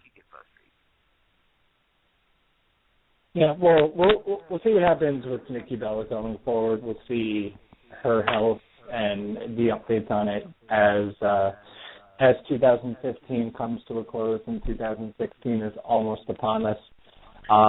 Final match for Survivor Series. We got the Brothers of Destruction, Undertaker and Kane, of course, Survivor Series, celebrating the 25th anniversary of The Undertaker, going against the Wyatt family. We don't know if it's all 4 members. We don't know if it's 2 members. We don't know who the 2 members are. What do you guys predict the matchup is going to be and the outcome? Bray Wyatt and go ahead. No, okay. Well, I was going to say I'm going for the upset. I'm going for Bray Wyatt and Braun Strowman. He's going to pick Braun Strowman team, and they're going to beat Undertaker and Kane. And this is why I'm picking Bray Wyatt and Braun Strowman. Okay, if that happens, that just shows me that, that rumor about Taker going to Braun Strowman WrestleMania is going to happen. And it would not make sense for, if Undertaker Kane wins and then you beat them, then Undertaker appears months later, then you get this feud with Braun Strowman. It would make more sense if, Braun Strowman goes in there and beats Taker. He pins him in Survivor Series. And then they should go there and destroy him, like beat the hell out of him. And fuck it, rips Kane's mask off. Fuck it. And then we won't see Undertaker again for months until WrestleMania week, and he challenges Braun Strowman. That's the way I don't know if that's going to happen. I don't think that's going to happen because according to the Wrestling Observer, it's looking like they're trying to plan Undertaker versus John Cena at WrestleMania 32. I know, I heard that rumor too. But like I said, if they want to go with Strowman, then the way I said earlier, Roman Reigns is going to stay babyface, and who knows who's going to wrestle at WrestleMania. And then we'll see Taker and Cena, but I don't know. But we'll see. I think it depends on who wins this match, and we kind of get that deal what's going to go down in WrestleMania. Yeah, honestly, I already know where this is going to go. It can go either way, but if the Wyatts lose, it's a waste, and if Taker and Kane win, it's a waste. Like, either way, like, it really doesn't matter who wins this because at the end of the day, this feud is real short, and I just don't know. I really don't have a good opinion on it. I don't think the build-up was good. Yeah, I don't know. It's just, when this whole thing started, it seemed like it was going to be something bigger than what it's become. The only option here is to have Bray Wyatt go over, because once again, what would be the point? I understand it's the 25th anniversary of The Undertaker, but what would be the point if 25 It would be like later, another shocker like WrestleMania. Yeah. Excuse me, it needs to be one of those moments where it's the 25th anniversary of The Undertaker. It's the end. It's coming to the end. You can't keep having this guy win and look like the same Undertaker from 1990. It's just, you can't do that. It needs to come to a certain point where guys start breaking him down. It's time for a change. And this is, I think, the perfect starting point with Bray Wyatt. Now, do they do it? I don't know. That's the thing with WWE, is that you never know what they're going to do. Like, let's be honest, we all thought Undertaker was going to be Brock Lesnar when they first fought each other, and we didn't know Brock Lesnar was going to break the streak. Like, nobody saw that. Maybe this is what they're doing to us again. Maybe they want us to think Taker and Kane is going to win this, and the Wyatts win, and then Bray Wyatt becomes the new leader of Fear. Yep, we'll see what happens Sunday. Like I said, obviously that and the WWE World Title Tournament the semifinals and the finals are going to be the big stories coming out of Survivor Series. So, yeah, and like I said, we'll see tomorrow after SmackDown tapings if they announce any traditional Survivor Series matchups, if they add anything else in there. So stay tuned. We'll be providing updates on Wrestling Head's Twitter and whatever else goes on. But I think it's time to move on to some other news going around. I know, Skits, you wanted to mention something about Lucha Underground because they are coming back. About the turnout. Just want to talk about the turnout. It was a great turnout. I feel like it was more people that showed up this season. A lot of first-timers. We actually met this guy in line, came from Las Vegas just for one taping. And it was a pretty good show. All I know is that everybody who watches Lucha Underground, you guys are in for a treat. Good wrestling. All 4 tapings were good. All I have to say is people to get ready. And I'm just going to say one thing. Not going to say who it is, but there's a former WWE wrestler that shows up, and it's not Rey Mysterio, people. Yeah, true. You can, I mean, I'm going to tell you this. I know for a fact Tom's going to mark out at the end of the first episode when it debuts January 6th. And I think they changed the time slot to 9 p.m. Eastern, so it's going to be an hour later. So keep an eye on that. So I'll just let you know. So, but yeah, in the end, I know, or maybe you could put a mat on this as well. You guys are going to mark out at the end of the first episode. I'll tell you that right now. I'll let you guys read the spoilers. No. Lucha Underground is the one thing that I like to kind of remain a little bit of a secret and a mystery. I don't know why. It's, because I'll read spoilers for WWE and TNA and stuff like that, but I don't know, there's something about Lucha Underground, kind of the mystique behind it, and everything going on with the temple and how everything is presented and how kind of secretive everything is kind of kept. I like to kind of keep that appeal, so I can't wait.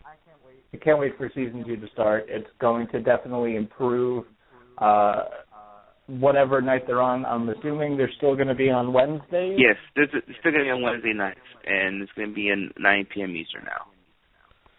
So they'll be going head-to-head with TNA, most likely. Well, that's only I think TNA's contract with Destination America will end at that time, and it looks like they're gonna move on from Ring of Honor as well. So probably Destination America will not have no wrestling in their network. Speaking of TNA, I know we want to talk about Ring of Honor, but this talks about TNA talking with WGN, which is Chicago-based. Yeah. The Chicago Cubs come on there, Chicago Bulls. So possibility they'll be getting a deal with them. I mean, if they go with WGN, I mean, I feel like they're on the same deal like they have with Destination America. There's nothing too big, because supposedly the rumor was it last week or two that they might be going back to Spike and they'll have the funds to, the tour again, supposedly. But who knows if that's true or not. But if they go to WGN, they're not a big network. They're just like, Destination America. They're not a big network. So, we're not going to see no TNA they were a few years ago. So it's basically the same thing they were in Destination America.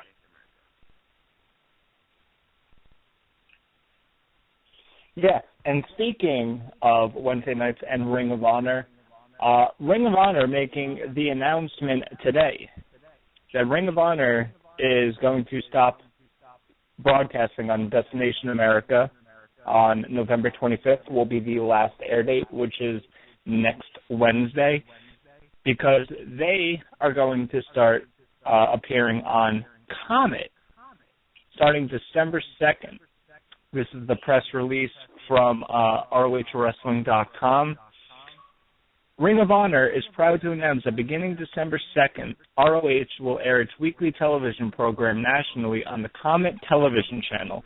fans will be able to hashtag watch ROH every Wednesday night at midnight for the latest Ring of Honor action. So, Ring of Honor getting off of Destination America, in which they were getting close to 300,000 viewers per week, going on to Comet, which I have never heard of Comet, and I don't believe I have it. I think it's an affiliate of Sinclair Broadcasting. But what do you guys think of this move? I believe Oscar mentioned to me earlier, Championship Wrestling from Hollywood comes on that channel also. I actually made a mistake on that, Skits. That's not the channel. What happened is that Comet is a new network. It's almost like how can I say this? It's like, okay, you say you don't have cable. You have that box where you show regular TV, and there's channel, say 56. There's a 56.2, 56.3. You know what I'm talking about, right? Those new channel, non-cable channels, whatever. That's what it is. And I don't have that they don't have it on DirecTV. I doubt you don't have it on Comcast either. But it's only for they have those little box programs. I don't know what they're called, but it's for if you don't have cable, if you just want regular TV, you just change it right there,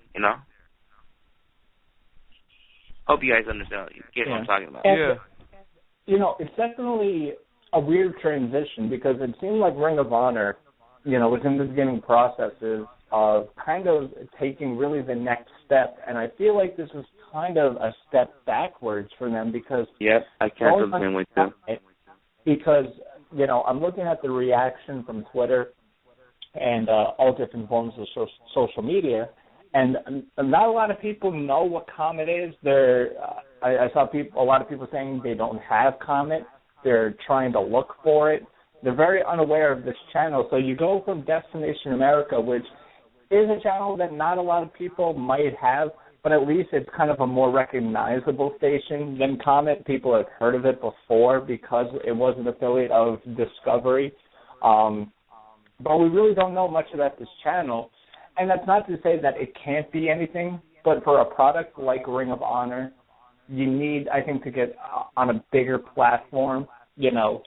When you look at Lucha Underground, not a lot of people heard of El Rey Network because it was an up-and-coming broadcasting thing, and Lucha Underground was supposed to be a main part of that. But we're talking about Ring of Honor for, I'd say, the last 5 years that have really tried to change the way the product is looked at and, the different, trials and errors that they had, the iPay-per-views disasters that they had a few years back, and then they got that under control, and then they got pay-per-view, and then they started getting broadcasted on more Sinclair broadcasting stations, and then they got the deal with Destination America, which didn't last too long. So this just, I don't know, it feels like a step backwards. Matt, are you still here? I am here. What do you think of this whole thing with Ring of Honor partnering up with Comet? What do you think it spells out for Ring of Honor and the direction they're kind of going as far as television goes? First things first, I thought a comet was something that flew in the air, not a fucking television station, for one. I don't really know what to say, man. Destination America didn't have much traction behind it. Yes, they had the Discovery Channel link, but it wasn't really much to it. You talked a little bit about Lucha Underground and El Rey Network. I think that's a completely different situation, just in the sense of they get, El Rey Network is a lot easier to find than this random station. I think the station had just started, too, not too long ago. I think Halloween they launched or something like that. It was just, really recently. So, maybe they got the cheap deal. Maybe they got, advertisement galore. But does that if a tree falls in the forest and nobody's there to hear it, did it happen? Yeah, and I know, I'm pretty sure, I'm 90% sure that Comet is an affiliate of Sinclair Broadcasting, which owns Ring of Honor. So you have to imagine, they're paying less because they own Ring of Honor and they own this TV station. So they're kind of micromanaging everything. But it's, like I said, it's going to be very interesting for Ring of Honor going forward, especially now because, like I said, they're going to be debuting on Comic December 2nd. And this is crunch time for Ring of Honor because it's leading up into Final Battle, which is their biggest pay-per-view of the year, the biggest match of the year, Jay Lethal versus AJ Styles, and they really want to hype up this. And now they're getting off of Destination America, which is, like I said, was providing them close to 300,000 viewers per week. And I think that could have even grown as Final Battle got closer. So it's going to be something interesting, I think, to really, really look out for. You know what? I don't blame them with the move because, I mean, I feel like, you know, when they went to Destination America, they tried to use them to replace TNA because TNA was going out the door. And unfortunately, they didn't have the bigger ratings than TNA did, all because maybe there's a couple of excuses why they did it. Maybe because, you know, there's people that probably watched it on the Sinclair programming first before they aired it on Destination America. They're like me, I don't have any Sinclair like programming near where I live, so all I can watch Ring of Honor TV is Destination America, and I have to wait till Wednesday to watch it. And maybe that's why there's some people who are like, okay, I already saw it, I want to watch Ring of Honor. Maybe we should watch TNA, and maybe that's why TNA had the higher rating, and then that did not still, you know, impress Destination America, so they get rid of both. And at least Ring of Honor got a network now, you know. Yeah, and, you know, it was said by, you know, Dave Meltzer and a bunch of other people that Destination America they really didn't like professional wrestling being on their network. I don't know why, because when I checked out some of the other shows on Destination America, they really weren't appealing to the upper echelon of TV customers, you know, with some of their redneck programming. But I don't know. Destination America, like I said, I think from day one wasn't really too interested in pro wrestling. You know, they picked up TNA kind of on a whim, you know, because TNA was averaging over 1 million people when they were on Spike TV. They were still getting good numbers, even though the relationship and between Spike and TNA was kind of going downhill, and TNA was kind of going downhill on its own. But yeah, like I said, it's going to be interesting to see what happens with Ring of Honor and their TV deals going forward. And speaking of Ring of Honor, thought I would bring this up as well since we're talking about the company. Survival of the Fittest happened over the weekend, and spoilers for people who don't want to know. I'll let you tune out for a second. Michael Elgin is your winner for Survival of the Fittest. Now, they can't do Michael Elgin versus Jay Lethal at Final Battle because it's Jay Lethal versus AJ Styles. So now I think it kind of confirms that at Wrestle Kingdom, it's probably going to be Michael Elgin versus Jay Lethal for the Ring of Honor World title. What do you guys think? How fucking awesome is that? Now, what do you think of it? How fucking awesome is that? That's my thoughts exactly, man. Elgin deserves it so much. A year ago, you know, he was in the worst spot of his career. A lot of people didn't think he was going to bounce back. He goes to Japan, kills it, and fucking just rejuvenates his career. And people are starting to take him seriously again. Him and Lethal in Japan is going to be insane. I doubt he takes the title from Lethal. I wouldn't be surprised if it did happen, though. But either way, win or lose, that match is going to be awesome. It's going to raise Elgin's credibility. It's going to be a great match for the Ring of Honor World title. Not much you can complain about. Yeah, and I don't know how Ring of Honor, I'm not saying they have an ego, but I know they have a relationship with New Japan, but would they want to see, would they really want them to, you know, to change the world title picture in a New Japan programming? I don't know if they want to do that. Who knows? I could be wrong, but would they willing to do that? Who knows? I think the only way they would have ever changed the titles on a New Japan show is if they would have done Jay Lethal versus AJ Styles at Wrestle Kingdom for the Ring of Honor World title, because the Japanese fans are so familiar with AJ Styles and they see him as world-class competition, and they know that he could very easily win that title, as opposed to a guy like Michael Elgin, who they're not very familiar with. I think they realize that he has talent, but he's not at the same level as AJ Styles is. So I think that would be the only way. But I like this. When it was rumored that the Ring of Honor World title was going to be at Wrestle Kingdom, I was excited. You know, the partnership between Ring of Honor and New Japan, I think, has gone extremely well for both companies. I can't wait to see, Japanese fans see Jay Lethal for the first time. I think we're going to see kind of a different Jay Lethal in the sense that, Jay Lethal puts on really good matches, but I feel like if you give Elgin and Jay Lethal a good amount of time, and especially on this big a stage, they can pull out a really, really good match.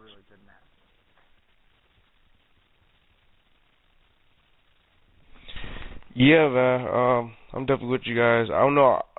I'll probably get more in depth with Wrestle Kingdom and Final Battle coming up on our Wednesday taping show. But I'm definitely looking forward to see what ROH got coming. And I know it's going to be hard for me to keep up with what's going on with the TV because just like you guys talked about their new deal, it's probably going to be hard to find. And it looks like I'm about to get back, sign back up for ROH ringside.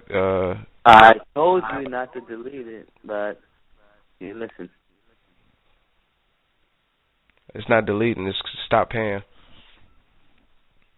Same thing. You shouldn't get rid of it. Because I told you months ago the Destination America thing was not a guarantee, and that's what happened.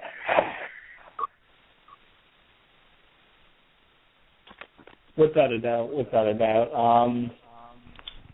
I think that just about does it for tonight's show. I don't know if you guys had anything else you wanted to get into really quick before we close out. Over the weekend, I don't know if you guys talked about it in the beginning of the show, but we did. I know. But the Mark Winkle's death. We talked about everything that you're gonna say. Oh, okay. Well, yeah, it sucked that he passed away. Probably the best wrestler in AWA history. And you could talk about Vern Gagne and all, but this guy was, very great technical wrestler. He's one of the faces I could think of. When I think of AWA, I think of him. So I sucked that he passed away. Definitely very tragic, very sad. But he lived a full life and is recognized, like I said, as one of the greatest of all time. And like I said, condolences do go out to his family and his friends as well. Yeah. I think it's time to close out the show, and just as we do every single week, we are going to let you guys know how you interact with us on social media, where you can find everybody else on the Elite Podcast Network, and where you can find everything Wrestling Heads. So, Skits, I'll let you take this one away, man. Yeah, you can follow us on Twitter at Wrestling Heads. That is the Twitter. That is where you can catch most me or either Oscar tweeting. You can follow our website, catch our website, WrestlingHeads.com. If you want to go back and listen to super duper old school Wrestling Heads episodes, just go to blogtalkradio.com/Wrestling Heads Radio. Also, we're on youtube.com/Wrestling Heads. Instagram, everything's Wrestling Heads. ProWrestlingTees.com/Wrestling Heads. Go buy a t-shirt to support us. We got the Wrestling Heads versus Everybody t-shirts available, $20. Also, we got the Wrestling Heads putting the attitude back in the wrestling t-shirts available. Go check that out. I'm on Twitter at WHSkits. You can follow me on there. I'm on Facebook. You can find me on there if you want to chat it up with me. Just don't beat me up. So, for those, only a couple people know I'm talking about what I'm saying. Don't beat me up if I'm talking about you. But Yeah, Elite Podcast Network is also, where you can find all episodes from everybody from the Elite Podcast Network on Twitter at Elite Podcast Net. And I think I'm done with the plugs here.